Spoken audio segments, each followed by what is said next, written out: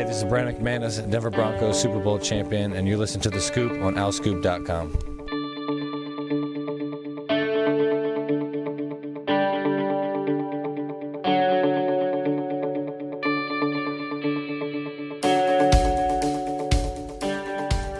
Hi, everybody. Welcome back to The Scoop, OwlScoop.com's podcast. This is Season 6, Episode 21. I'm John DeCarlo. Kyle Gauss, Sam Newman, and Sam Cohen are with me again. Obviously, all of you know by now that Temple has lost its iconic Hall of Fame basketball coach. John Chaney passed away last Friday at the age of 89.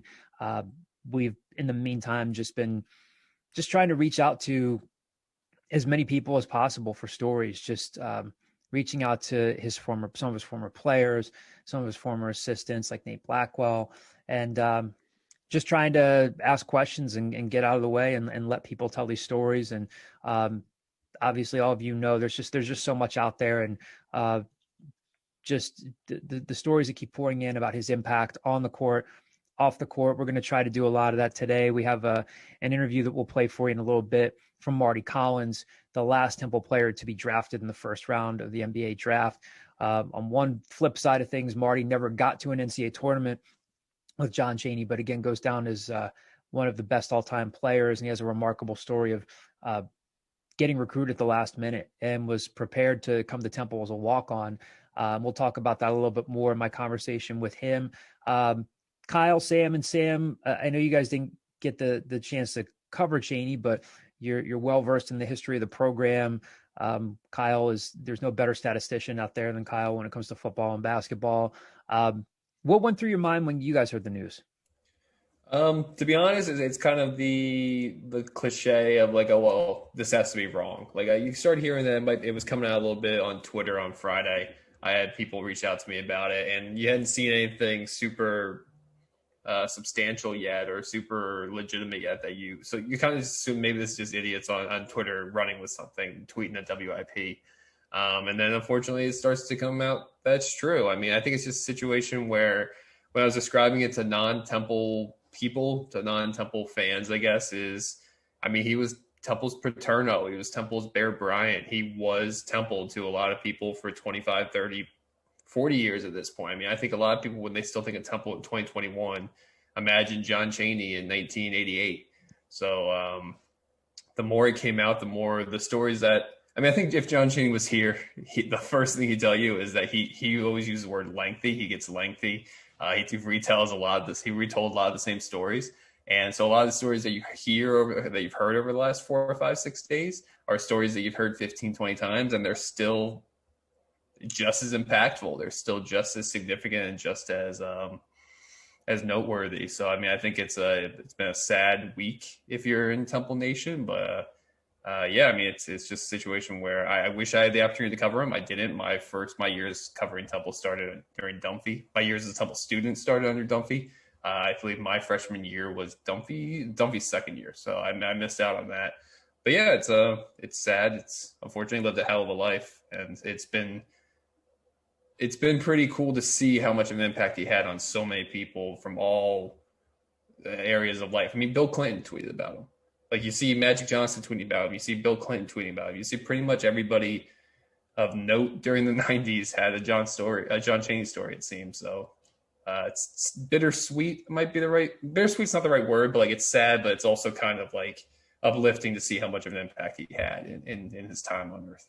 Now, Sam, you've been working on a project about Temple basketball history, and you talked to John Chaney not too long ago. What can you tell us about that conversation? Well, I don't want to get too into it, but I was actually one of the things. So, friend of the pod, Ray Dunn, and I'm sure if anybody's been listening to this podcast for a while, we've mentioned it once or twice that we're working on this lengthy project. But I don't want to get too into details of the actual conversation. But I wouldn't say it was the first thing that I said, but later in the day, I kind of been thinking about or reading all these stories that were coming out, obituaries, or people bringing up, as Kyle mentioned, just the outpour of love and support for who John Chaney was, and hearing all these stories. I had texted Ray and I said, obviously we were not around the program when John Chaney coached for almost his entire coaching career. We weren't even alive. Not being from Philadelphia, not being around Philadelphia basketball growing up, I didn't really know who John Chaney was until I came here, until I started covering the program. But having that, I I think, John, to answer your question before about kind of like what that feeling was, I felt a lot more shock, like a mixture of shock and sadness than I think I would have anticipated myself feeling, just because, and I think that speaks to what he was for Temple, for the basketball program, and just having covered the program, like seeing the outpour of emotions and people really coming to speaking to who he was as a person, I think was fascinating. So I had said to Ray, I feel really fortunate that although we never covered him, we never had the chance to really be with him in person. The only time I ever saw him in person was at Aaron McKie's introductory press conference. And I didn't even get a chance to really talk to him. I was kind of just close to him. I was in his presence, but the only time I ever really talked to him was this phone call that then Ray and I had. It was probably an hour and a half phone call. We were promised like half an hour, 45 minutes, whatever, and we ended up talking for an hour and a half. Yeah. And he was incredible. It was the kind of thing where we got on the phone, he was like, "What? Who is this? Who is this? Who are you? Who? What?" And once we had told him who we were, he was like, all right. And then he opened up to us, and he was exactly as everybody describes him. He is an incredible storyteller. He can talk about literally anything, and he loves to like just make jokes and have fun. He just such an just such a great personality, such a great human being to talk to. I think the biggest thing that I keep reading is hearing people's stories. My favorite thing is hearing people say, "Oh, when I was covering Coach Chaney back in the day, I would ask him a question. He would invite me to his office for hours." I know, John, you have the story yourself. Like getting invited to Coach John Chaney's office for a couple of questions and staying there for 2 hours and talking about everything other than basketball. I think that's been the most interesting thing. And like, I've never had that experience. I've never talked to him more than, well, I guess that was over the phone was the only time I've really talked to him. But I've never had that experience with a coach or anything like that. But having that experience, I think, meant a lot to me and something I'll cherish, even though I never really got the chance to meet him in person. It was definitely a conversation I'll never forget. Yeah, just to add on to what Sam was saying, I mean, obviously we didn't get a chance to cover that, just covering John Chaney, just echoing that. But, as somebody who's always followed sports all my life, I mean, my father wasn't a big college basketball fan, but I always have been. Just understanding the history of the game, John Chaney is a name that, you can't tell the story of college basketball or basketball in general without. I think, when I heard the news, I was sitting in Barber's chair and just kind of like, you're shocked. You just don't really know how to feel. It's just one of those things like, no, he can't, like, he can't be dying. Like he can't be gone. But it's like, I don't know. Like I never met the guy, I never knew him, but you hear all the stories and it feels like all these stories being told about how great of a person, how great of an impact he has. And it's like you lose like a great uncle, just, from the storytelling perspective of things. And just being here and being on Temple for the past 4 years on campus. I mean, John Chaney was Temple. He was Mr. Owl. Like he just embodies everything about the university, the basketball program, top to bottom. It's excruciating loss for just, not even the basketball community, but, the world. I mean, I think, a lot of people saw a hard-shelled person curse a lot, do all the antics on TV, but from talking to people like I have, it's like he was a pretty warm heart. Talking to like Nate Blackwell and Jason Ivey, he was a pretty warm-hearted individual who really wanted to make a world a better place for not only his student athletes but anyone, if really in general. So definitely a tough loss, hard pill to swallow, but I kind of kicked myself a little bit because when I was the co-sports editor of the Temple News, I had a chance to cover, or I would have had a chance to go to Aaron McKie's introductory press conference, and I knew he was going to be there, so I wanted to ask him questions, but I had a test I couldn't miss that day. So that's something that'll always be like, damn, I wish I kind of gotten that opportunity. But now you kind of live vicariously through other people's experiences and through this. I mean, the series that we've done through Owl Scoop, it's been nice to let other people tell the stories of Coach Chaney for sure. Sam, you have that Jason Ivey's told that story before. I think he told it on our podcast when we talked to him when he first joined Aaron's staff. That great story he has where he said, I'd never heard of the guy, and I was watching a blooper tape on VHS, and it was a lot of Big Five stuff, and it was bloopers of John Chaney. And he said, I'll never play for that guy. And then lo and behold, he ends up playing for him, and the guy changed his life. Again, we got a lot of stuff up on the site right now, and we're going to just continue to, like I said, do our best to reach out to as many people as we can, again, because there's so many great storytellers here. Sam talked to Nate Blackwell, talked to Jason Ivey, Tom Magnudo, getting back in the fold, talked to Mark Macon, Varun Kumar, talked to Mark Tyndale, Sam Cohn, you talked to Chris Clark, and Chris was kind enough to chat with me a little bit last Friday, the day that Coach Chaney passed away. Again, you guys didn't get a chance to cover John Chaney, but what stands out, Sam Cohn, from talking to Chris. I mean, you got some good stuff from him. Again, you guys never got to really, well, you talked to him over the phone, but when you talk to these guys through their stories, what stands out to you? Some of the stuff that they passed on to you. There's one thing that really stood out to me so I talked to Quincy Wadley, Shiz Alston, and Chris Clark, and there was something that Quincy had mentioned to me that like really stood out to me. And then when I asked Shiz Alston about too, and he was kind of happy to hear it. So when I had talked to Quincy Wadley for this project back over the summer, he had mentioned kind of like, he didn't want to get into a lot of details about it, but he had mentioned that so Quincy Wadley was a Prop 48 kid. In his freshman year, he had spent on the sidelines for the entirety of that season next to Dan Leibovitz, who was the grad assistant at that time. And he said he spent so much time writing down Chaney lessons and everything Coach Chaney did and everything the team did in this notebook. And he said, I'm not sharing this notebook with you in the slightest, but he had told me a little bit about it, that it was a lot of like these Chaney lessons and a lot of things that he passed down. So I asked him, like, when you think about that notebook, or when you think about those lessons, and you think about you teaching your kids those lessons, like what is the impact that Coach Chaney's legacy has through those lessons? And he had a really poignant answer about seeing guys like Shiz Alston, guys like Jalen Brunson, even guys like Jake Forrester, and none of them played under Coach Chaney. He hasn't even met all of them, but he when he sees them play, when he sees their mannerisms, he sees Coach Chaney in them, because Coach Chaney coached all of their dads, and it's the kind of thing that Coach Chaney teaches the Temple basketball community, teaches his players, and those are the kinds of things that get passed down. He said he hopes, he's passing on those lessons to his kids. He knows all of those other dads, Rick Brunson and LeVan Alston Sr. and Dwight Forrester are all taking those lessons from Coach Chaney and passing them on to his kids. So I had said to Shiz Alston, I said that, Quincy Wadley was telling me that he when he sees you play, or when he talks to you, like, he sees those lessons in you. He knows that your dad played for Coach Chaney without even really knowing, which I thought was a really funny story. And Shiz told me a story that's in the story I had written, about he had 7 turnovers. He really didn't have a great game one day. And then his dad is in the car leaving the game, and Coach Chaney calls LeVan Alston Sr. and says, and he's like yelling at him. He's like, "What? Why did you have 7 turnovers tonight?" And he's like, "I didn't have 7 turnovers. Shiz had 7 turnovers.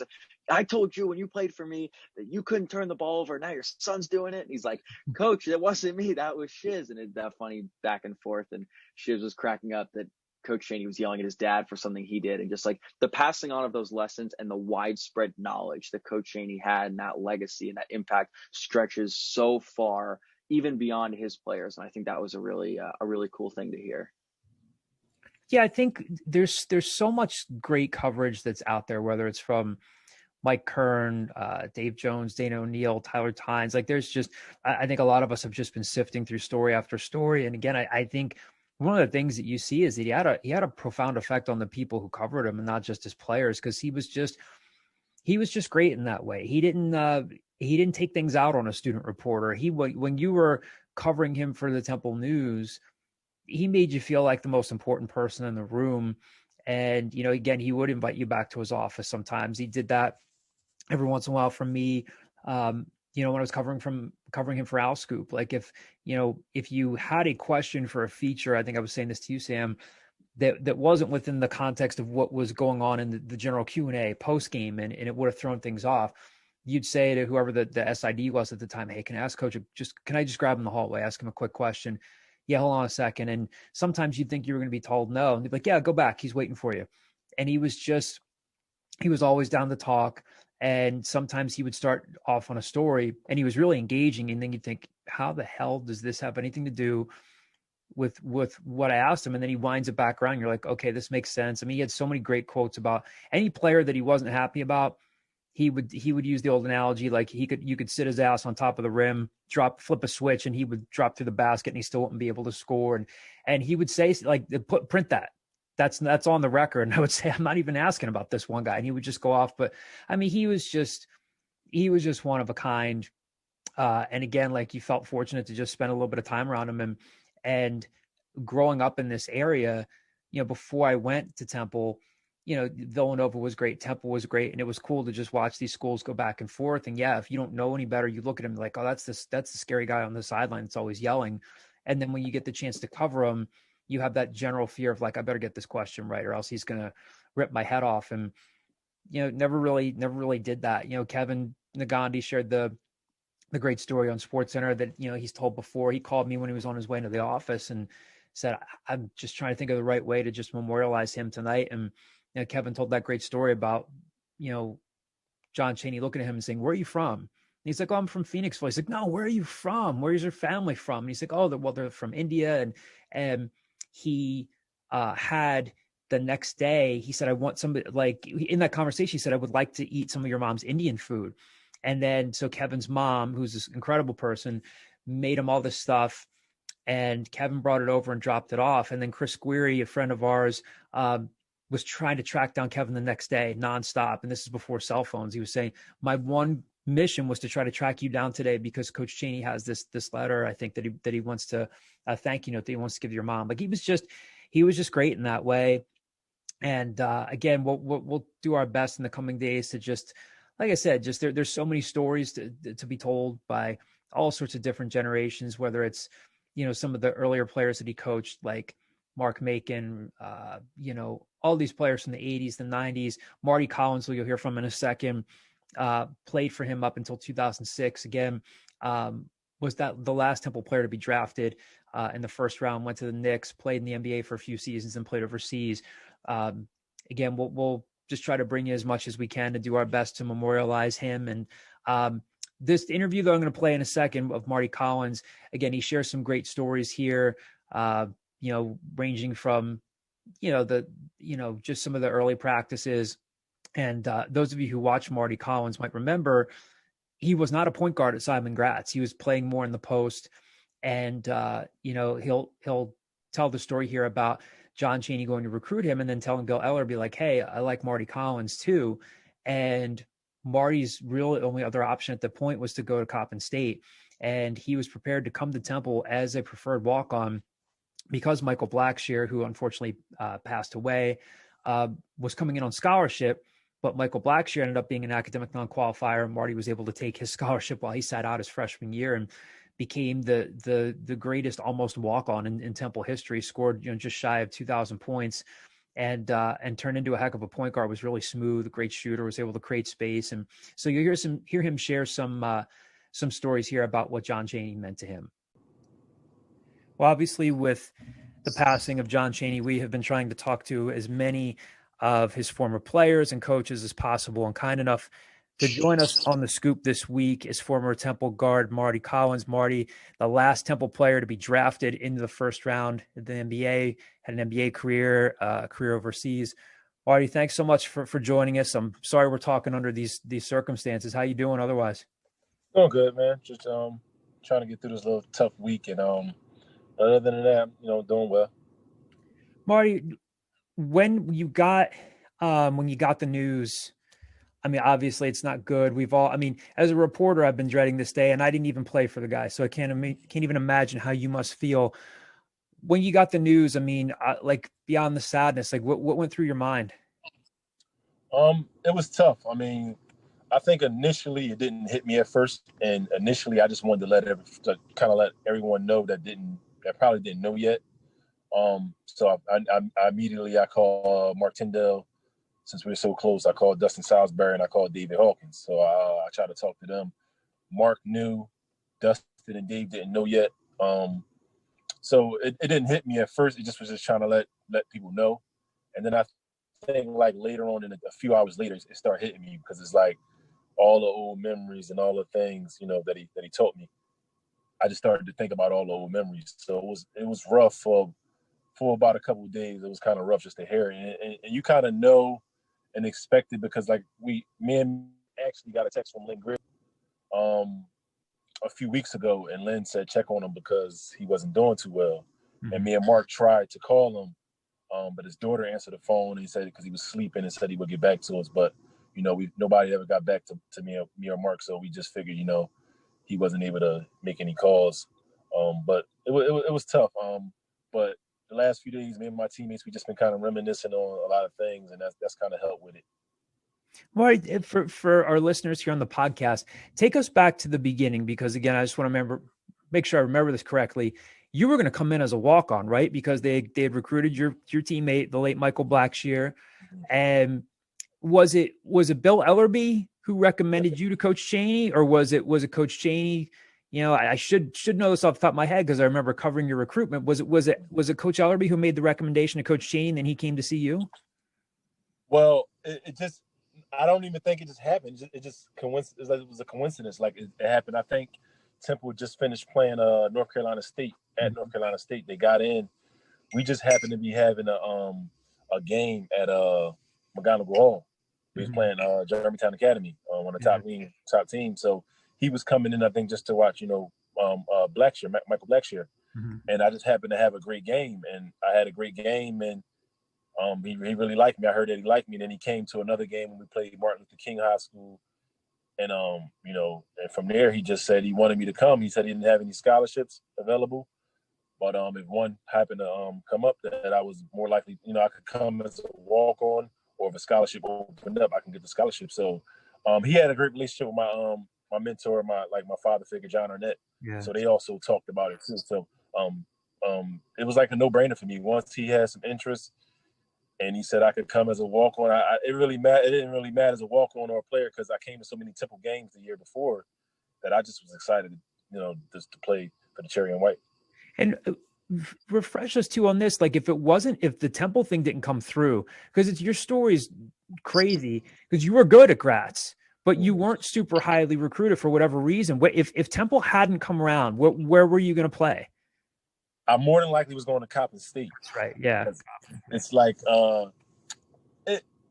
reason why I wasn't so recruited, because I really only technically really kind of played one full year where I played. Yeah. I was on the team at Simon Gratz for 2 years, but my junior year I really didn't play at all. I didn't get in. So like I kind of took off my senior year, and I had a great year. Played really well, but I was also playing the four. I was playing, the four-man. So I didn't get a chance to like really kind of play my game, except for those 2 games Coach Chaney came to. Yeah. I got to bring the ball to the floor and play kind of the wing. But other than that, it was Coppin State. I went on a visit, and we had a lot of guys from my AAU team with John Arnett that went to Coppin State. So I went on a visit, and it would look like I wasn't getting any other looks. So I was more than likely going to Coppin State. Now, Coach Ellerby, if he knew, was there any thought at the time, like if he knew that John Chaney's coming to your games, was there any conversation of like, hey, maybe, talking to the staff and saying maybe we should showcase Mardy a little bit here, or was that just purely coincidental?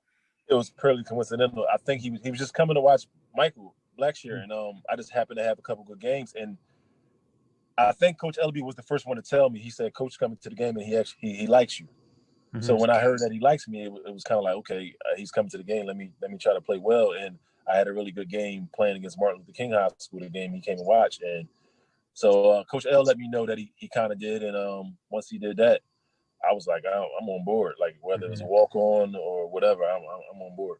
You went on to become the greatest almost walk on in Temple history.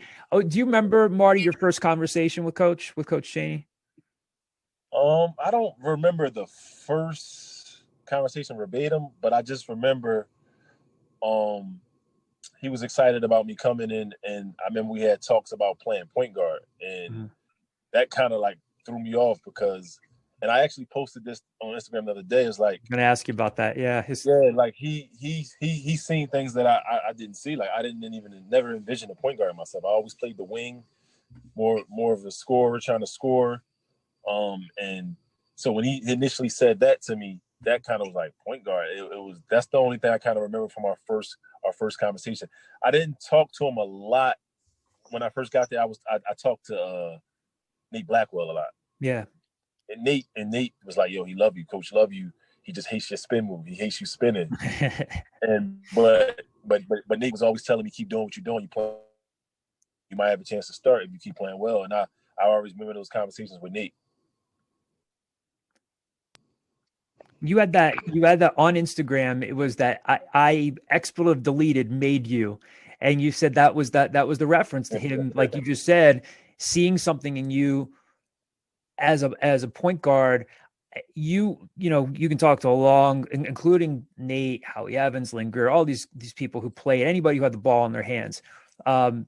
You know how challenging he was. It sounds like cliche at this point, but it's true. He hated turnovers. It was just great responsibility with the ball. What was it like to play for a guy who didn't play the point in high school? And now you're a point guard and you averaged double figures all 4 years. What was it like to have that responsibility, to have him on you, because you know how much he gets on a point guard? What was it like to kind of get thrown in the fire right away like that?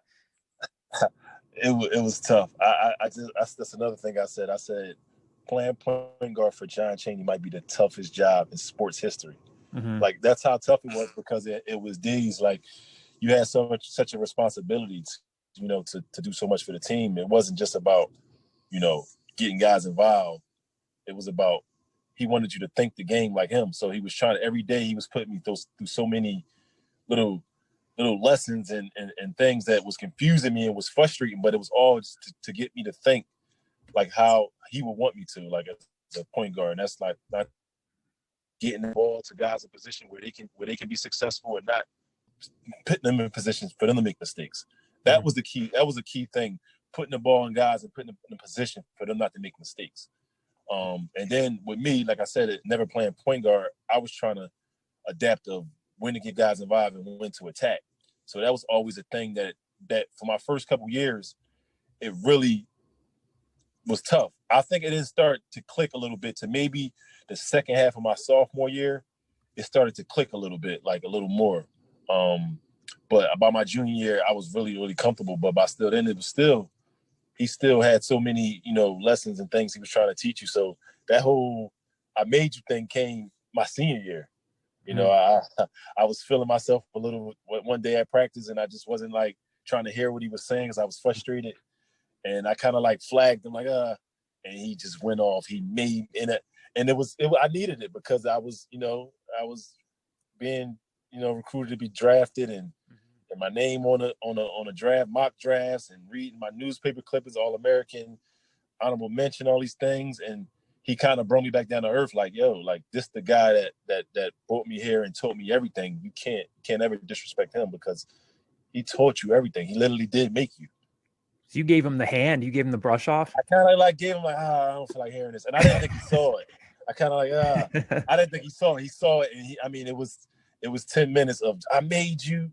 Mm-hmm. You wouldn't be shit without me, and and he made me feel as big. And everybody's like, I was talking to Chris Clark the other day. Chris Clark is laughing. He's like, I remember laughing because it's always funny when he's cussing somebody else out. Yeah. But when it's on you, you almost in tears when it's on you, because you can't take it. He's just on you for 10. He might be on you for a whole practice. Mm-hmm. Yeah, because he didn't care. I remember talking to Dustin about this. I remember this distinctly. Dustin was going to get like a breakfast sandwich somewhere on campus, and he was eating it before practice. I was like, "You're going to eat a bacon, egg, and cheese before practice? Aren't you going to cramp up?" He was like, "You're of the impression that we actually run a lot." He's like, "It depends on the day. It depends on the day. If he's going to talk to us for an hour, it depends on who's going to yell at." He's like, "Yeah, so I might cramp up, but if it's one of those days where he talks to us for an hour and then we go at it, like I'll be able to like digest by that point." Every once in a while, when we were fortunate enough to see practice, like he would say something so funny, and we'd have to turn our heads and laugh. But then I would look out, like you said, if he wasn't yelling at you, you couldn't help but laugh. Did he ever catch somebody else and say, "What are you laughing at?" And would he just kind of just go around, or was it solely focused on the guy that he was just laying into? It was solely focused on him. Like, and other guys would laugh. Sometimes we would high laugh, but sometimes he would say something so funny that he was looking to make everybody laugh. So yeah, we would bust out laughing in front of him. But most of the times, I say majority of the time, we would try to hide our laugh because he was serious. And if he was cussing you out, it was for a reason, trying to teach you something. So we would kind of like have to laugh and turn our heads. Like, and I think for any type of player, like, they learning how to play for him, it's really tough, because like off the court, like you can go in there and talk to him about basketball, about anything. He has food for you, and you can just talk. And he's like the coolest mentor, father figure, grandfather in the world. You could just talk about everything, laugh. But on the court, he was always trying to teach lessons. And sometimes when you're 19 years old, 20 years old, you don't understand it at first. Yeah. And you think he's just on you. But you later realize later down the line, like, oh, that's why he was trying to teach me that. That's why he didn't want me to do that. And you would get it later, it would click later. But in that moment, like you said, it was when it wasn't on you, it was funny. But when it was on you, you wanted to cry. Like, I've seen him make guys almost cry. Mm-hmm. I've seen him make guys want to hit him. Like, and it just was funny. It was hilarious. What was the craziest thing he ever said to you? Is there any? I mean, everybody has like their stories, and I remember hearing him say anybody who like had a close cut, he'd say if you had hair, it would look stupid. He would just say all these things. Do you remember the craziest thing he ever said to you, where you just couldn't help but laugh? He didn't say anything crazy like other than that incident I just told you. He didn't say anything crazy to me. He would play mind games with me, but he wouldn't say anything crazy to me. And everybody be like, oh, you get special treatment, whatever. But so he didn't really say anything to me. I think the funniest thing he did to me was I happened to get hit below the waist at practice one day. So, I'm on the ground, like my stomach is hurting. Like, and he's like, come here, let me do something real fast. So he like, sit up. So I'm sitting on the ground and he lifts me up and just drops me on my ass. So he drops me on my ass. I immediately, and I'm holding my ass. So it took the pain away from me getting hit in the midsection. But he's like, see, you forgot about the pain there. So everybody was laughing. I was like, it worked though. Like, I literally forgot about the pain of getting hit in my midsection because he did that. And that was hilarious. Like, it was hilarious. Didn't he also, correct me if I'm wrong on this, was it a game at South Carolina? Didn't he hold you out of the starting lineup because you weren't wearing a hat on the bus? Only game of my career I didn't start. And I'm going to tell you the whole story. We played at Georgetown and we had a great game at Georgetown, played Georgetown well, beat them. Antoine Robinson and Wayne Marshall were late to the bus because his rule was you had to wear your hat because it's cool and once you get sick. Wayne Marshall and Antoine Robinson was just late to the bus. They were late to the bus at Georgetown. So, they get fussed out for being late to the bus. So we beat Georgetown. We go to fly straight to South Carolina. And now, mind you, it's not even cold in South Carolina. It's not even cold. Yeah. But that's his rule. Now, I couldn't find my hat. I'm in the hotel room. I couldn't find it. I'm like, but I'm thinking Antoine and Wayne were just late to the bus. I can't be late to the bus. So I'll rather lose the hat and not be late because I don't want to get cussed out for being late. Yeah. And I'm thinking this place, South Carolina is not that cold. He's probably won't be that mad. So I get on the bus. He didn't see it. So I'm trying to wait till everybody get off the bus so he won't see the hat. He won't get off the bus for some reason. He's waiting for everybody. I don't know. Like maybe he saw it and then wanted to say something, but I'm waiting for everybody to get off the bus. I'm trying to be slow. I finally get off because he wasn't getting off the bus. I get off, I see him look, and I'm like, I know he saw it. But this is another crazy part of the story. They pull the bus right up to the arena door. So I literally take 2 steps to get off the bus and walk right into the door. I wasn't even outside for more than 5 seconds. He saw the hat wasn't on. As soon as we start getting in the walking to the locker room, he say, hey man, where's your hat? I'm like, I couldn't find it, coach. What you mean you couldn't find it? And he just goes crazy. Wilbur tries to hand me his hat. Like, no, coach, I have his hat. He gave it to me because he was trying to be a good leader. Let me give his hat. No, fuck that, son. No, he didn't. Like, he just goes crazy. You're not starting. I'm like, not starting like over a hat. Like, I'm so pissed. And seeing it now, I wish I would have handled it better. But me being a pouty 20-year-old kid, 19-year-old kid, I was so mad I wasn't starting that I think that caused us to lose the game because once I got in, my mind wasn't there. All I was worried about was I didn't start and he's tripping over a hat. And then a friend of mine called me, an older friend of mine from my neighborhood called me afterwards and like, yo, I don't care if it wasn't cold or not. That's his rules. You got to follow his rules. It's about principle. And I was like, I understand. And it was just a lesson of, okay, I never forgot my hat after that. Marty, you talked about, I think you said just a few minutes ago that it took maybe till like halfway through your sophomore season for things to sink in. I hear a lot of guys say when he's yelling at you, you can't listen to the tone. You have to listen to the message. And I think a lot of guys have also said, if he stops yelling at you, that's dangerous because it means he's not on you as much. How long did it take you to get that? Same amount of time? Or was that something that the guys tried to like train you on when you got to Temple? trained me on. I think David Hawkins and Alex Wesby did a good job of just like training us on like, yo, if he's on you, that means he cares. So, but honestly, I feel like he was on everybody. Like he was on everyone. Like I can't really picture like, because you say the saying is said all the time, if he's not on you, then that means he doesn't care. But that shows you John Chaney. I don't care. I remember him cussing Wilbur out, walk-ons out, like fussing at walk-on. So yeah, he was on a lot of us. Maybe I think the hardest in my 4 years, Antoine Robinson was on him the most, and I think because he's seen the most potential in him. So that saying still could be true because he was on Antoine tough. But honestly, he was on everybody, and I can't really say he wasn't on everybody. But yeah, it was the same thing. Like David Hawkins and Alex, they kind of just told me, if he's on you, that means he really like you. So, but for me, I had John Arnett. That was kind of he cussed me out just as much, and so having him prepare me for that kind of really helped. So I actually really wasn't frustrated. He didn't start frustrating and me confusing me until I was an upperclassman. When I was a junior and senior, that's when he started to confuse me. As a freshman and sophomore, he kind of just let me play. He kind of just let me play, and wasn't yelling at me so much my first year and a half. I'm just when I say my second half of my sophomore year, I'm just saying far as starting to click, far as learning how to play the point guard role for what he wanted. What was it like? Did you ever have like a realization as a player, and maybe it was sooner rather than later, where you're bringing the ball up the floor and you're playing point guard for him early on when you weren't doing that in high school? Did you ever kind of just pinch yourself and say, this point last year, I wasn't being recruited. Now I'm playing for one of the greatest coaches of all time, and I'm starting.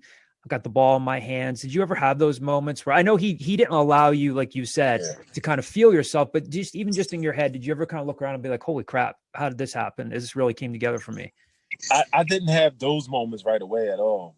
I was just so happy to be out there, and I was so nervous. Like I said, coming to Temple and you playing for Temple, and I was just coming to every game the year before watching Lynn. So getting there, I didn't have that. I wasn't thinking about that.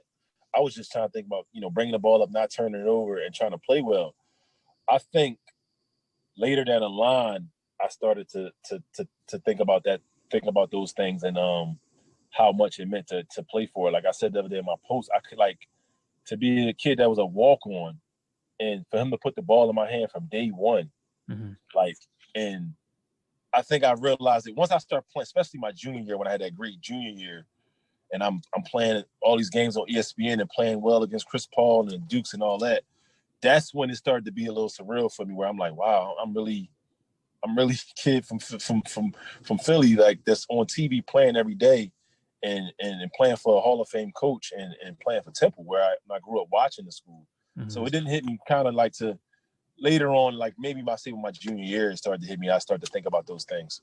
How would he compliment you and tell you were doing a good job? Because again, like you told that story about Nate saying he doesn't like your spin move, but your spin move was good. Your shot was great. Your ability to create space, be crafty. You were just really fun to watch, and you were a damn good player. Did he ever pull you aside and just pat you on the back and say, you've got a shot, like you've got a shot to play in the league?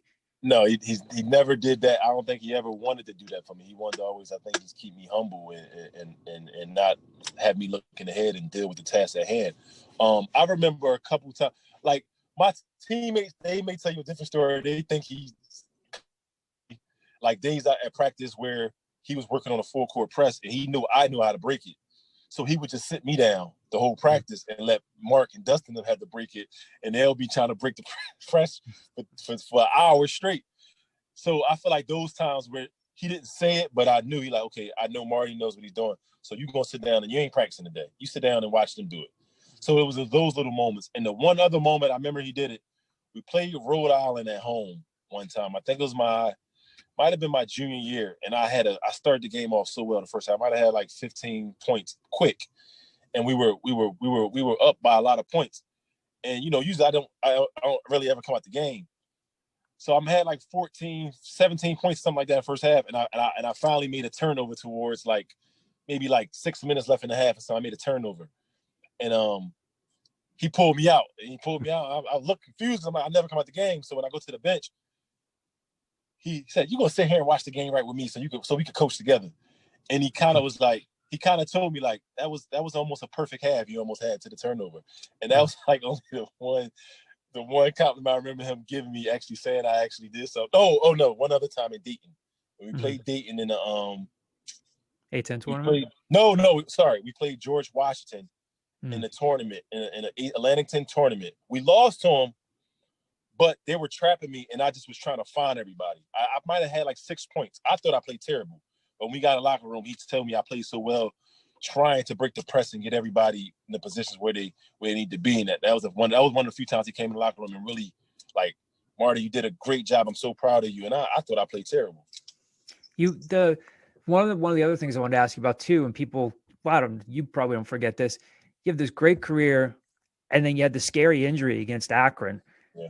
What was going through your mind? You had this great career, this remarkable career where you come in as a guy that wasn't highly recruited. Were you ever sitting there thinking like, oh my God, this could be serious. All this could be down the drain, or did you kind of know that it was going to pass and you'd be okay? I think I didn't think I was hurt bad, honestly. When I first fell, I thought it was just, everybody being a little cautious. Yeah. But once I was down there, laying down there, and I see they trying to put the neck brace and everything on me, and I started to feel it was some pain. And what hit me was seeing my family, my nieces were crying.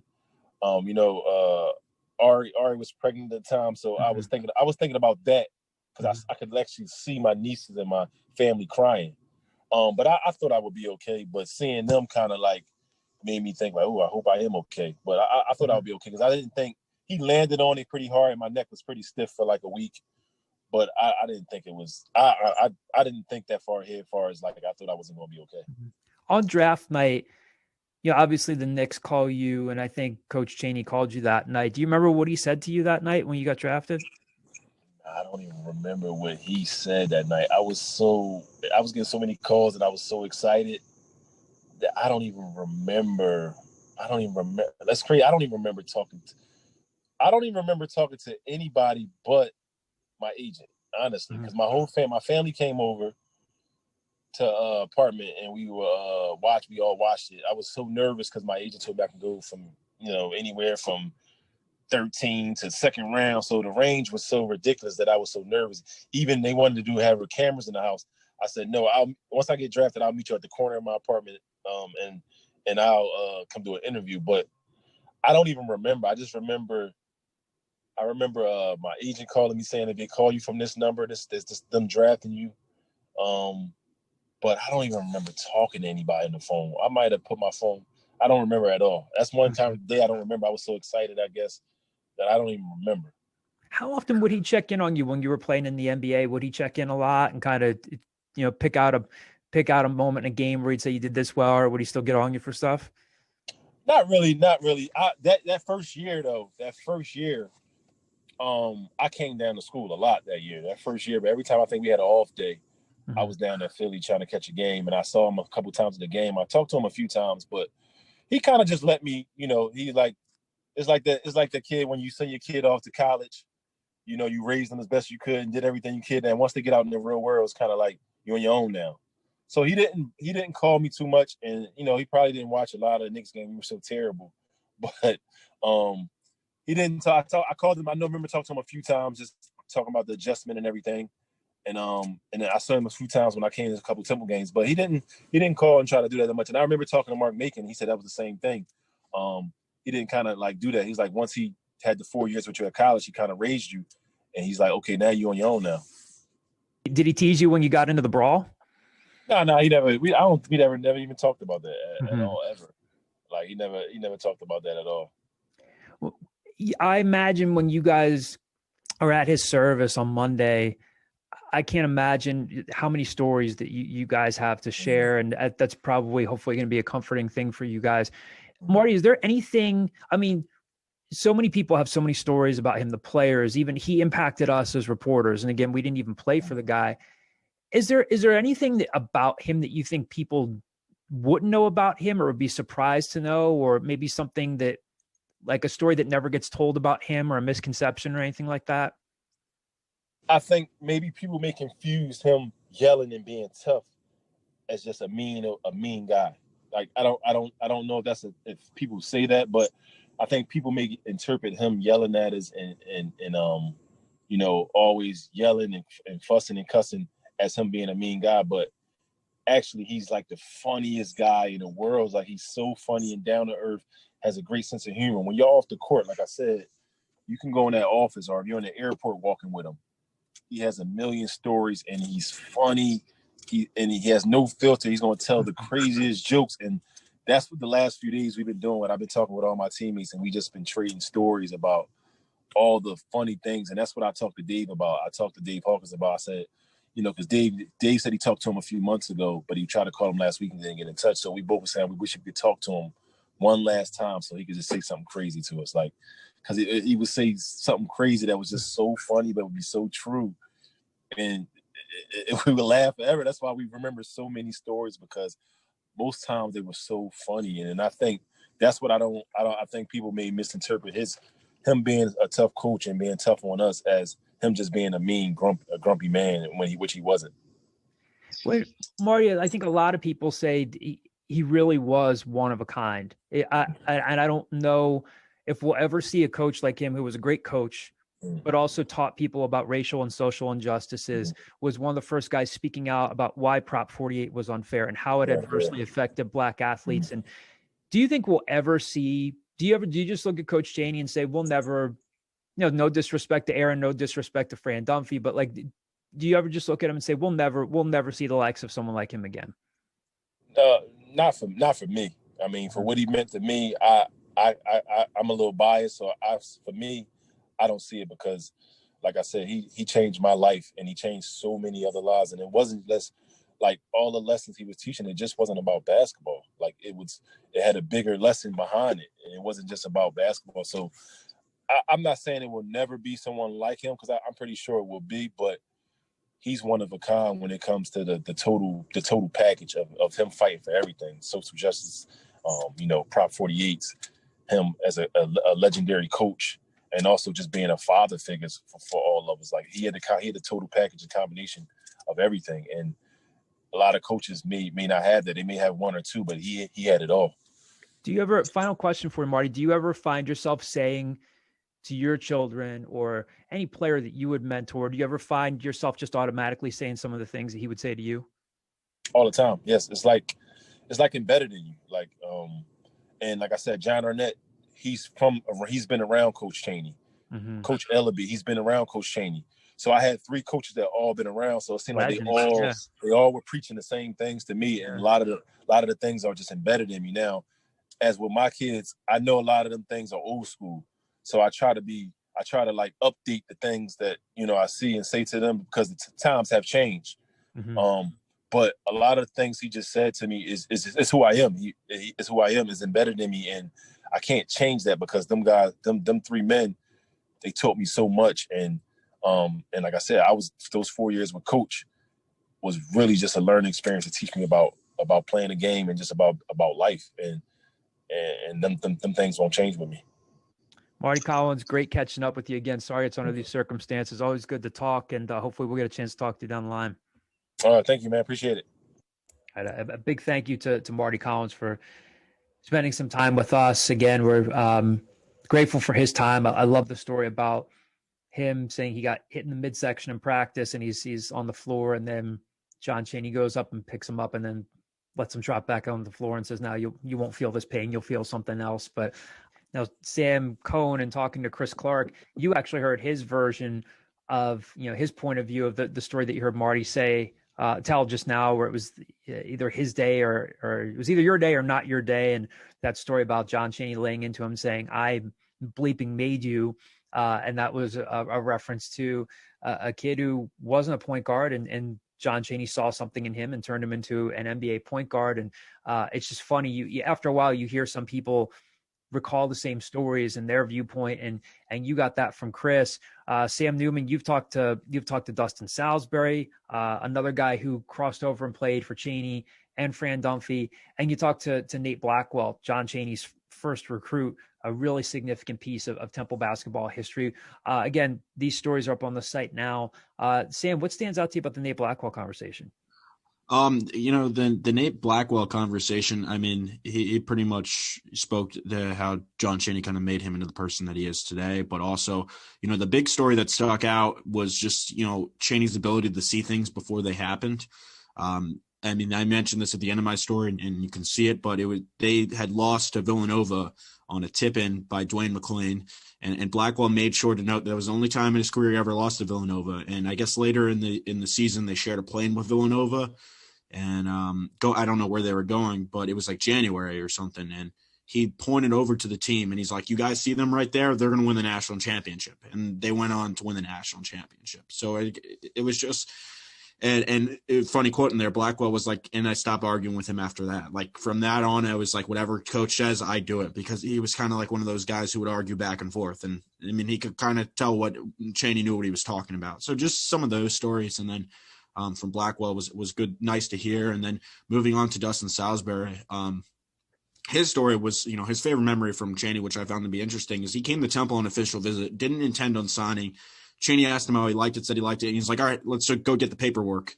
And it was kind of like, well, what are you waiting for moment? And he looked at his parents, said he wanted to, and he ends up signing. So, I mean, up until that point, he only had an offer from Ryder and Temple. So he didn't really have a bunch of offers, but it was like, it's still kind of just so real that Chaney was just like, all right, like we're going to sign you here. This is taken care of. So, and another thing from Dustin that he kind of pointed out is he didn't really realize in the moment, but Chaney would get on him. He would ride him and he would curse him out and he would yell at him. And he said he was probably across his time on the team, like nobody was yelled at more.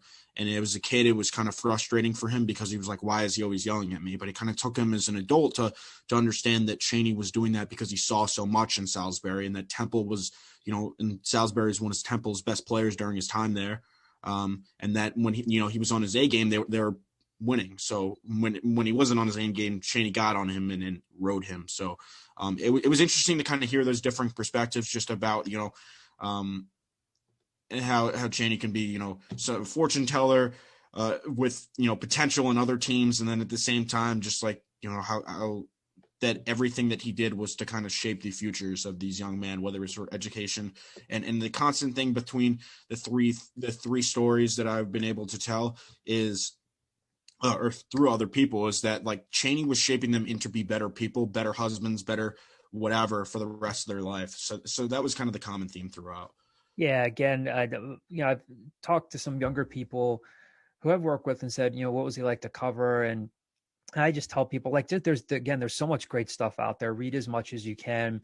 All of it is just, everybody kind of has their slice of it. And again, the guy was just one of a kind to be around, and it was really cool. Again, it sounds trite when you hear, like coaches say, our job is to turn these guys into better young men, better brothers, husbands, any sort of responsibility they have in the future. And, I saw that happen. There were guys, again, like so many guys that he took from situations. Aaron talked about, you gave me a seat at the table. Because Aaron, a similar situation, Coppin State always recruited heavily in Philly. And Aaron didn't really have many other options. He was a good player at Simon Gratz. Didn't qualify, didn't meet the NCAA's initial eligibility standards for freshmen, along with Eddie Jones. You look at these guys now, and you're like, wow, that's remarkable. He brought in a guy like Rashid Brokenborough, who I covered, was at Temple at the time, a fantastic player at University City High School, but grew up in a really, just a really troubled neighborhood in West Philly. And Indiana, Kansas, all these other programs were on the perimeter and basically telling him, if you qualify, we'll take you. But there's this great story out there, and I apologize, I can't remember who wrote it, but they detailed the conversation about how John Chaney came in to talk to his grandmother.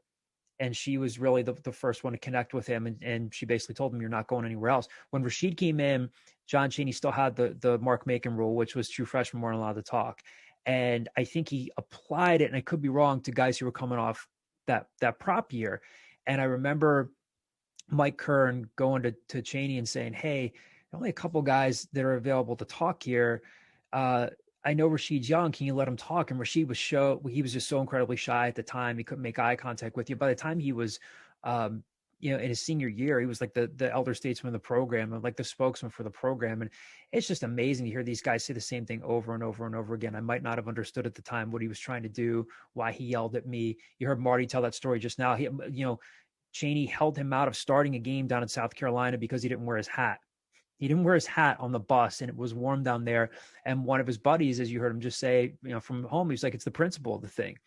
It's the principle of the thing. And the story was great. But again, like I said to Marty, I imagine all these guys are going to be at his memorial service. And, obviously we're mourning the passing of a great coach, but I think these guys, you just hear them talk and they're just really comforted by the memories and the stories, which is what you hear anytime you're at somebody's service, and they have to be comforted by these memories. But the guy was remarkable, and it was a joy to spend some time around him. And again, we wish John Chaney's family our best wishes. And again, feel fortunate to be able to relay some of these stories. We'll continue to do that in the coming days.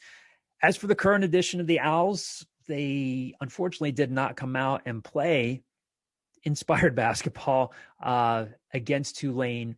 A bad loss, a step backwards. Weren't great at either end of the floor.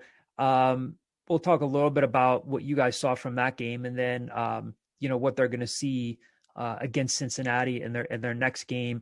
Obviously, I don't think any of us thought that this team with a bunch of new pieces and a bunch of new faces was just going to have this automatically steady ascension. But were you guys surprised by how they played against Tulane in the loss?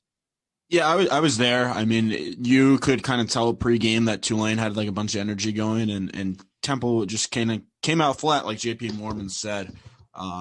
I was surprised at the way that they played. They couldn't get a shot to fall. I mean, the defense that they played was very uncharacteristic. I think it was, in the post-game press conference, they were pretty much honest. I mean, they said, we played selfish basketball. Like, we'll own up to that. We didn't do this. We didn't do that. And I think, obviously losing to Tulane, a team that you already beat and a team that they're probably supposed to beat on paper, is kind of frustrating to a fan base that is looking for this team to be like, okay, we strung a couple wins together. Now what's that next step to get us over the hump, get over 500? But it was just a game where everything that could go wrong went wrong.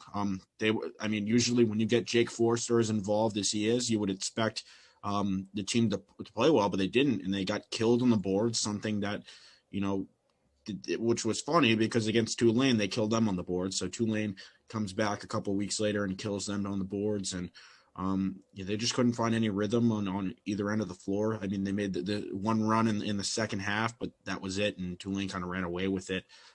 Foul shooting was bad. Turnovers bad.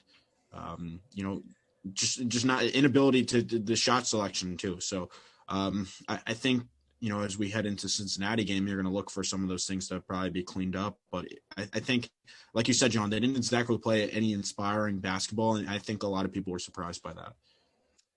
Yeah, I think a couple things stuck out to me. One is, this is a team that Temple played 2 weeks beforehand. And I remember watching the game 2 weeks beforehand and thinking, like, I don't necessarily see it with Jalen Forbes, the Alabama transfer for Tulane, for being as highly recruited as he was. I saw it last week. I saw why he was a top 120 recruit who, when he actually stayed out of foul trouble, played every second of the game, gets 23 points for Tulane. I thought, John, what you were going to do is segue from Mardy to Jeremiah Williams by saying, here's another guy that played big in high school and then transitioned. He almost gets a double-double without scoring anything. It's 2 points, 9 assists, 11 rebounds. Starting to feel like, I don't want to all of a sudden say he's going to become a first-round NBA pick like Mardy Collins, but you're starting to see some things that make you think that maybe this is a long-term solution at that position. But on the bad side, I think you see that when Temple's not hitting shots from three, Caleb Ballard was 1 for 8 from deep. That offense can really, really struggle at times. I think they're still looking for identities there. They can say, hey, we played selfishly and that led to that, and that's true and to an extent. But on the other hand, there were times when that offense looks terrible. But, they're going up against they have the perfect opportunity to bounce back against a Cincinnati team that hasn't played in a decade. So, I think Sam Cohen, it was you that said it, that Sunday matinee basketball usually disappoints. That was a disappointing performance on Temple's part on Sunday. Sunday early afternoon basketball is objectively the worst time to play basketball. They played Cincinnati my freshman year on a Sunday afternoon. Terrible. Like, got out rebounded by like 40 and got destroyed. I forget last year if they played. And then there was this Sunday. I forget what their Sunday afternoon game was last year. Yeah, But Villanova last year. Yeah, that one didn't go well. Yeah. Nah. So early Sunday afternoon basketball game, not good. Only thing I'll add, problem is they have another one this Sunday. Yeah. Woohoo! Well, Kyle brings up a good point. Yes, I should have segued to Jeremiah Williams, another kind of under recruited. Well, Jeremiah had at least like some several mid-major offers coming out of coming out of Simeon High School, but another guy wearing number 25 who's making a huge impact. Again, I would have to think he's maybe your one of your lone bright spots from that game. Kyle, read you his stat line. Again, plays 35 minutes, and to affect the game the way he did while shooting 1 of 6 and really just scoring 2 points, 10 boards, 11 assists, 11 boards, 9 assists, just 1 turnover. To get 9 assists in a game when no one's really putting the ball in the basket at a great clip, other than, Dunn and Foster had 15 points apiece. And after that, wasn't really anybody else. I continue to be impressed by him. I agree with Kyle. I think he's a long-term solution there. I think it's going to make it even harder for someone like Ty Strickland to get off the bench, create some good competition when you bring in Hasir Miller, but I continue to be really, really impressed with him. The Cincinnati. Real quick, Jeremiah Williams, last 4 games, which seems like a small sample size, but it's half the season to this point. Yeah, 27-5 assist to turnover ratio, which is great for a guy that didn't play point guard in high school. Yeah, it's very impressive. Now St. Lawrence, he played a little more. He played more guard at St. Lawrence. It's Simeon. Okay, so once he played big boy high school basketball, he didn't play. Yeah. So he played a lot of isolation at St. Lawrence. This is a tricky Cincinnati team here in the sense that, again, like they haven't played since January 10th. It's been a long time. They've had their last 5 games put on the shelf due to COVID-19. Keith Williams, Jeremiah Davenport are their leading scorers there. Kind of hard to know what to expect in this game just because of how inconsistent Temple has been and just by the fact that we really haven't seen Cincinnati in 4 weeks. But what are you guys expecting tomorrow night? I mean, I think if you're a Temple fan, you're expecting a win because, to be honest, the month layoff is huge. Obviously, I mean, you saw what happened with Tulane in their first game back after a COVID break, and they got destroyed in the first half, and it made it more respectable in the second. But Cincinnati wasn't playing good basketball before COVID. No, like it's not like all of a sudden they were like 9-2 and they had to shut down for a month. They were 3-7, 3-7 with 2 of those wins coming against Furman and Lipscomb. I always forget how to pronounce it. They have 1 conference win. So I mean, I would think that if you're Temple and you think there's any chance for them to finish in the middle of the American this year, then they have to win tomorrow. They have to beat a Cincinnati team that usually is one of the better teams in the conference, but this is a down year for John Brandon's team program. They're rebuilding. I mean, he's a guy that had a lot of success at Northern Kentucky. And then you kind of just saw like this mass exodus and he's rebuilding the program his way. This is Cincinnati in a down year. You need to win this game. I'm not reading into it too much, but I think there's something to be said about the last time they played Cincinnati. That was the game they played at their place when JP Mormon hit that corner 3 and then to take the lead, and then or it was either tie or take the lead, and then Cincinnati gets to tip in at the other end to win the game. I think the returning guys, the older guys, Jay Forrester, JP Mormon, Trey Perry, maybe have a little bit of a salty taste in their mouth from that, and they give them a little extra motivation. But I think more than anything, what I'm expecting from this game is a bounce back game because Temple had been on a pretty good path with good wins over Tulane, Tulsa, UCF. We had talked about their only losses up to before this past Tulane game came 4 losses, and each were split between the 2 best teams in the conference, SMU and Houston. Other than that, they had been playing good basketball against middle of the pack teams in the conference. They'd been on a little bit of a high off a 2-game win streak, whatever you read into that. And then this Sunday afternoon game happens. Obviously, there's a lot going on with Coach Chaney's passing just 2 days before. I'm sure there are heavy hearts. I'm sure that had something to do with the preparation for that game. But the Sunday afternoon basketball game just did not go the way they wanted. So maybe that was, in a sense, humbling to the fact that they really understand that they have to play their best basketball to be one of the better teams in this conference and to really compete with every team in this conference. So the way I see it, I think it's going to be a bounce back game. I think they're going to learn from this. I think it was a humbling experience. Hearing JP Mormon and Aaron McKee both say, as Sam mentioned, coming in the post game and saying, we played selfishly, we played flat. I think that's another added factor of this is a bounce back game. And the only other thing I'll say that just for anecdotal purposes, Chris Clark told me that I had asked him with so many former players on the coaching staff that played for Coach Chaney, including Mark Macon, Jason Ivey, Aaron McKee, Chris Clark. Have you guys had like internal conversations, or what have the guys asked about it? What have those conversations been like in the locker room since Coach Chaney's passing? And he didn't get into a lot of details just because, it's all inner working stuff, but he did tell me that they did have a little bit of an open conversation about it. And Aaron McKee did show a couple tribute videos, and they had opened up a little bit about who he was to the team, because as Chris Clark and I were kind of going back and forth about this team, a lot of these guys are not from the area. A lot of these guys do not know John Chaney growing up, and a lot of these guys didn't really know Temple basketball before they got here. So it was just an interesting anecdote. So today, shifting over to football, today was the February version of National Signing Day, a quiet day for Temple because they technically didn't sign anybody new today. Now they had 3 additions since the last go around in December, adding, and we've talked about this before, of course, Lancine Toure and Zach Gill from North Carolina, and then adding some real quick. I think we've been mispronouncing his name. Really? According to to Rod Carey, who mispronounced it, I think it's Lancine Toure. Okay. Yeah. My apologies. Thank you, Kyle. I mean, I think it's my fault. I've been saying Lancine for the last month, but it's Lancine. We're all to blame. It's a team thing. Yeah. Mostly Sam Cohn's fault. We win together, we lose together. So, and you're going to hear from Sam Newman in a second, who had an exclusive interview with Jeff Knowles, Temple's defensive coordinator, talked about Toure and Gill. Obviously, Temple also adds Iverson Clement in the backfield, the former 4-star recruit out of Rancocas Valley High School. So those guys are already signed and enrolled. So no new national letters of intent coming in today as we record this on a Wednesday. Of course, we've mentioned this so many times before. The roster could change after spring ball typically does, after guys kind of evaluate their situations, after the coaching staff evaluates their situations. So I don't think the roster is set in stone by any means. But again, shifting over to Carolina, Sam Newman. Again, you talked to Jeff Knowles. Toure and Gill were 2 of the guys that he talked about. Just give our listeners again, both those stories, part 1 and part 2, were broken down on the site for our subscribers. But it sounds like Jeff Knowles is encouraged by both of these guys and made a comparison to someone they just recently lost, and Dan Archibald. What'd you take from that conversation and tell people what he had to say about Toure and Gill? Well, yeah, I mean, they're excited to have both of them on board. I mean, he kind of went into that they're hungry because they have to come in here and prove themselves, and you would have figured that they'd come in and see significant playing time.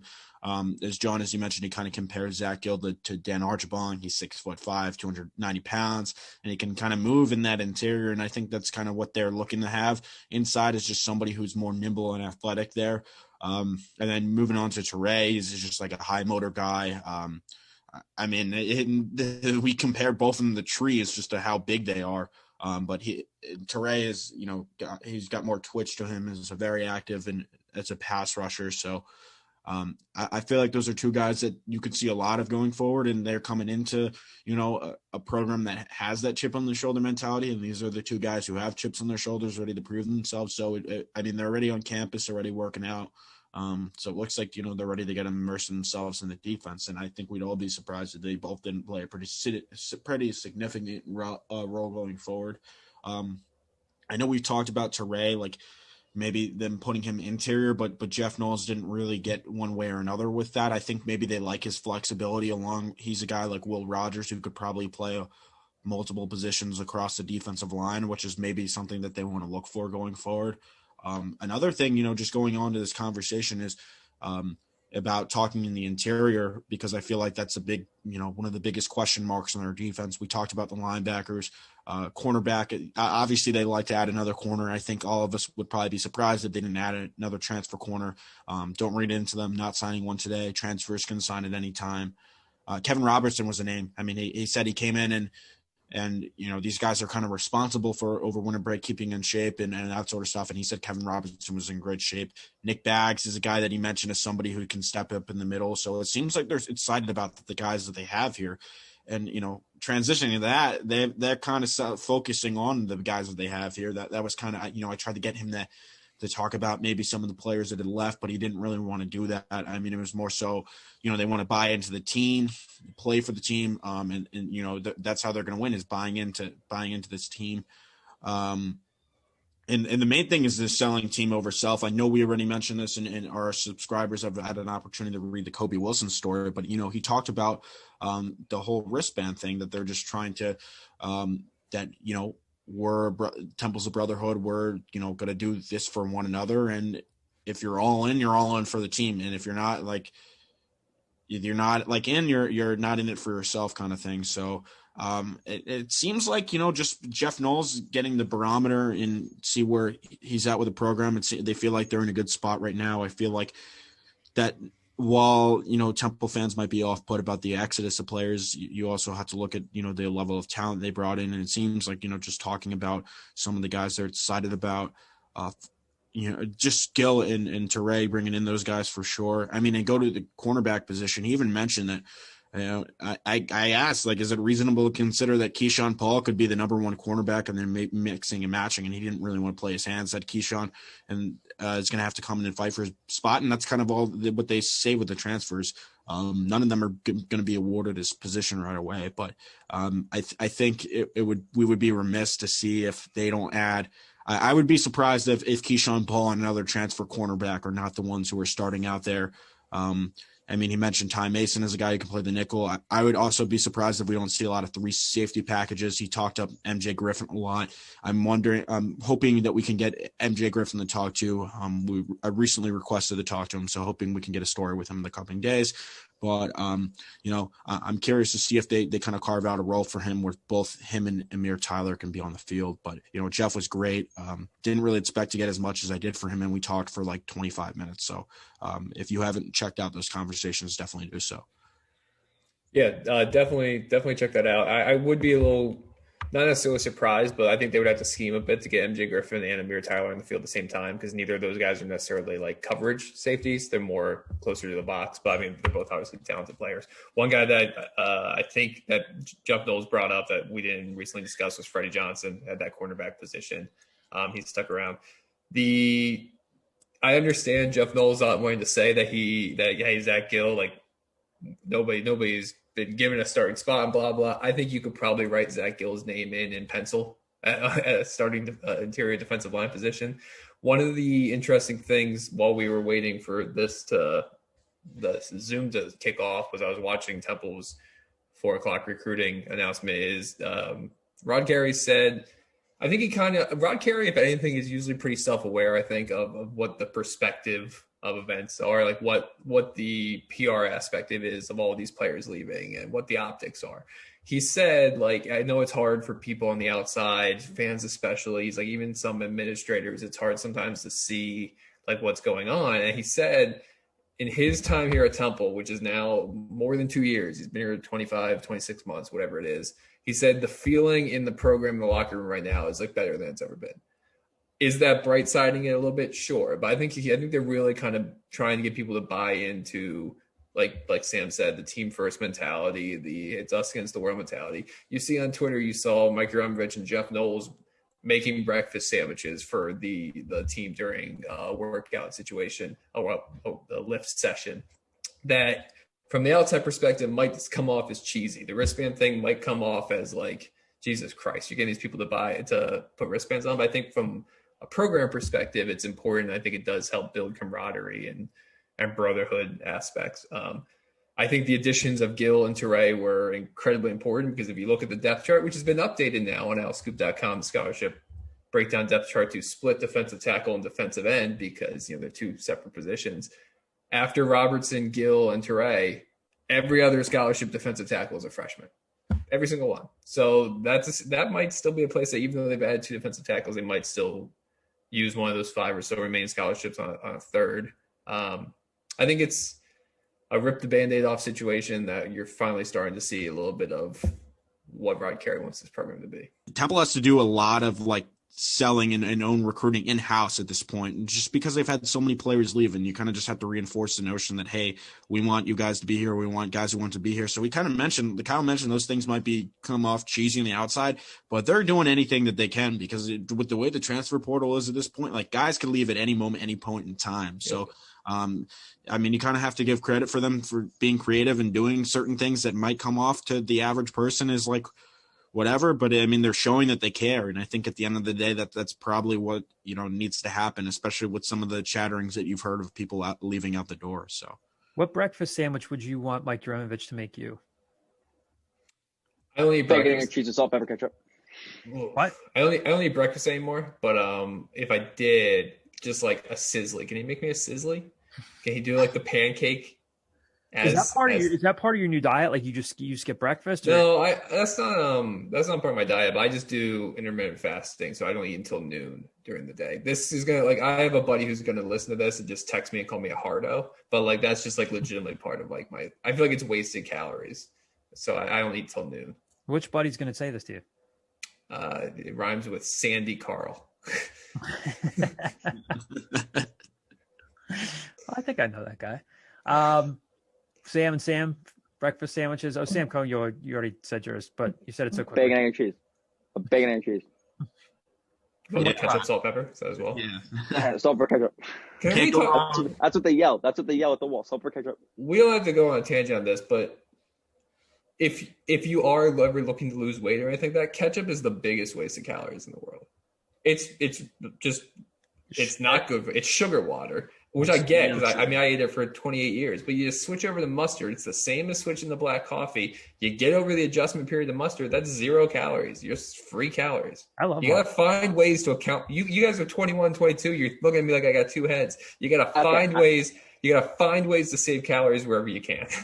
I don't eat that much ketchup. Like I'm not looking at you like that. I'm just the comparison of, granted, I don't drink coffee, so I don't know the comparison that Graham just made the switch from to dark coffee. Which I yelled at him for 2 years to do this, and he finally did it. But having had ketchup and having had mustard, I just don't see that being an easy switch. Like from only having one to only having the other. I do mustard on fries. Like I'd use it for everything now. It's phenomenal. I like honey mustard on fries. Honey mustard I'm a big fan of, but that's probably not good for you.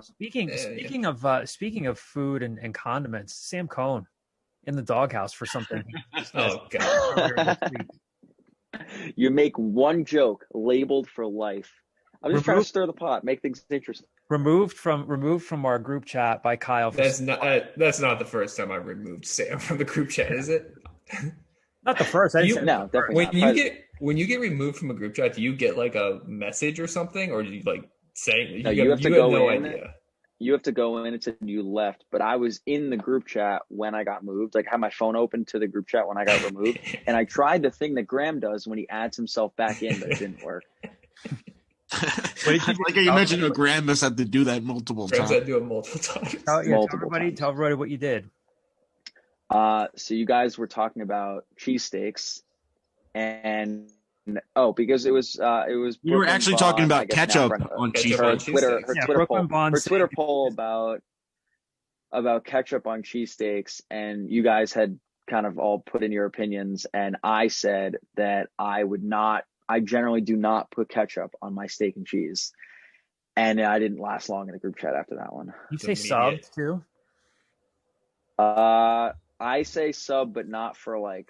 I wouldn't call a cheesesteak a sub. Like I would call a sub if it was like what they sell at Subway, like with deli, like on a roll. See, that I at least get because like I accept that like hoagies like a meatball sub. Yeah, like I accept that like hoagies and subs are like a universal thing. Like everybody has those, and it's just locally in the Delaware Valley people call them hoagies. Like I get that. Cheesesteaks are a Philadelphia thing that other people are trying to replicate. So like you need to call it what Philadelphia calls it.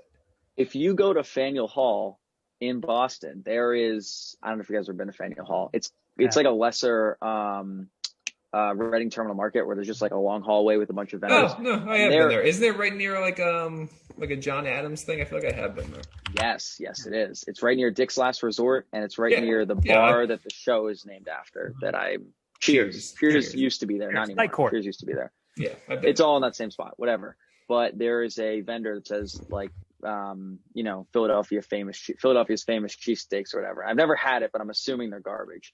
But if I go like kind of near me, like I've been to places, any like sandwich shop near me will call it a steak and cheese. Real quick, just because I want to kind of dunk on Boston a little bit. The fact that when you're trying to tell people a reference point for a city and you went to your go-to reference point was a chain where they make fun of you and like as Dick's Last Resort, not the best sign. There has to be better things going on in that city. You could be like, oh, it's near the Freedom Trail where that starts, blah, blah. No, you went Dick's Last Resort. Who cares about the Freedom Trail? Dick's Last Resort, where they'll make you wear a little paper hat that says, like, I like to blow bubbles. And then somebody else say, like, hi, my name is Bubbles. I wish they were that nice. They are paid to be mean. They're paid there to be assholes. Yes. And it's a chain. They have one in the Inner Harbor in, like, Baltimore.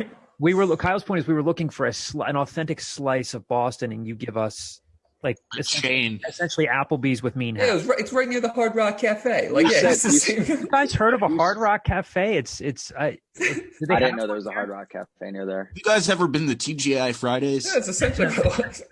Sam Cohn looks upset. He's not rolling. Yeah, he's not rolling. Earbuds are going to pop out of his head. He's just that very upset. But Sam will have our coverage of tomorrow's game, Temple Cincinnati. So follow him for Temple's coverage, our Al Scoop's coverage of Temple Cincinnati. Sam will be taking John's class from the Leah Course Center too. Yeah, inside scoop there. Yeah, we're going podcasting tomorrow in our class. Going over. They're gonna be playing music in the Leah Course Center. I'm like, what? Mm-hmm. I'm not gonna be able to hear you, but I'll try to take class. I'll try to pay attention. I take class. You're gonna need to pay attention. We're gonna talk about podcasting. Come on, we're taking a quiz. Yeah, he's taking a quiz, taking an AP style book quiz. Sam Newman also in that class. Maybe Kyle zooms in and see how he does with the AP style book quiz. Imagine if Kyle came to speak to our class about being a journalist. He would just eviscerate me. That's all he would.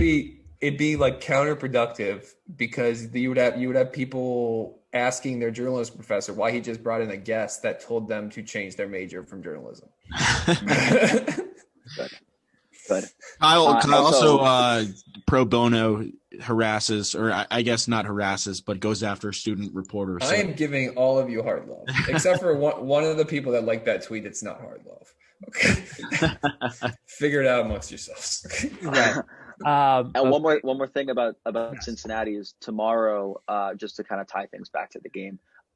If you haven't heard already, by the time you're hearing this podcast, Temple's players will be wearing a badge or a patch on their jerseys that say "Coach" in honor of Coach John Chaney, which I think is a really cool idea.